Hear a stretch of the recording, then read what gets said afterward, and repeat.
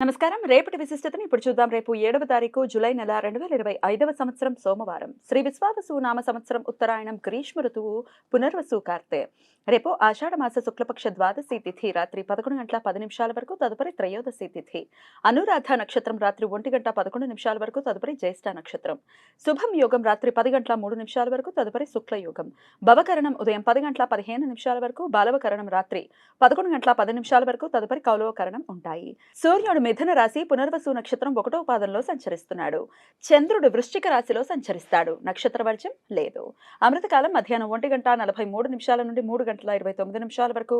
హైదరాబాద్ ప్రాంతం వారికి రేపు సూర్యోదయం ఉదయం 5:47 సూర్యాస్తమయం సాయంత్రం 6:55 చంద్రోదయం సాయంత్రం 4:03 చంద్రాస్తమయం రాత్రి 3:13 అభిజిత్ ముహూర్తం పగలు 11:55 నుండి మధ్యాహ్నం 12:47 వరకు. దుర్ముహూర్తం మధ్యాహ్నం 12:47 నుండి 1:40 వరకు. మరలా మధ్యాహ్నం 3:25 నుండి సాయంత్రం 4:17 వరకు. రాహుకాలం ఉదయం 7:26 నుండి 9:04 వరకు. గుళిక కాలం మధ్యాహ్నం 2 గంటల నుండి 3:38 వరకు. యమగండం ఉదయం 10:43 నుండి మధ్యాహ్నం 12:21 వరకు. రేపు వాసుదేవ ద్వాదశి, చాతుర్మాస్య వ్రతం ప్రారంభం అయ్యే రోజు. ఈ ద్వాదశిని పరిపూర్ణంగా వాసుదేవుడు అంటే కృష్ణుడికి ప్రీతిపాత్రమైన రోజు. పురాణ కథనాల ప్రకారం ఏకాదశి తిథి విష్ణుమూర్తికి, ద్వాదశి తిథి లక్ష్మీదేవికి చాలా ప్రీతికరమైన తిథులు కాబట్టి రేపు భక్తులు విష్ణుమూర్తిని, లక్ష్మీదేవిని భక్తితో పూజిస్తారు.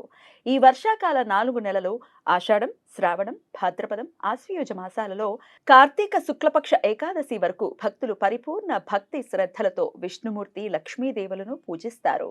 ఇలా చేయటం వలన శుభ ఫలితాలు చేకూరుతాయని, మోక్షం లభిస్తుంది అని నమ్మకం. రేపు వేద బ్రాహ్మణులకు బియ్యం, ఫలాలు, వస్త్రాలు దానం చేయటం వలన సకల శుభాలు జరుగుతాయని నమ్మకం. ఇవాళ ఏకాదశి ఉపవాసం ఉన్న వారికి పారణ సమయం రేపు సూర్యోదయం నుండి ఉదయం 8:25 వరకు ఉంటుంది.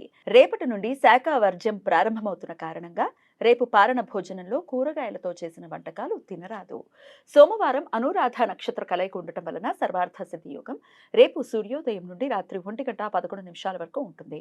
ఈ సమయంలో నూతన వ్యాపార ప్రయత్నాలు చేయడానికి, కొత్త పనులు మొదలు పెట్టడానికి అనుకూలం. బుధ శలాక వేధ రేపు సాయంత్రం 6:36 నుండి రాత్రి 1:11 వరకు ఉంటుంది. బుధగ్రహం ఆశ్లేష నక్షత్రం 1వ పాదంలో సంచరించే సమయంలో చంద్రగ్రహం అనురాధ నక్షత్రం 4వ పాదంలో సంచరిస్తున్నప్పుడు ఈ వేధ ఏర్పడుతుంది. ఈ వేధ సమయాల్లో శుభకార్యాలు చేయడానికి అనుకూలం కాదు. ఈ సమాచారాన్ని మనకందించిన వారు మేడికొండూరు విశ్వనాథ్ ప్రసాద్ గారు. ఆయనకు కృతజ్ఞతలను తెలియజేస్తూ వాసుదేవ స్మరణతో సమస్త సన్మంగళాని భవంతు. నమస్కారం.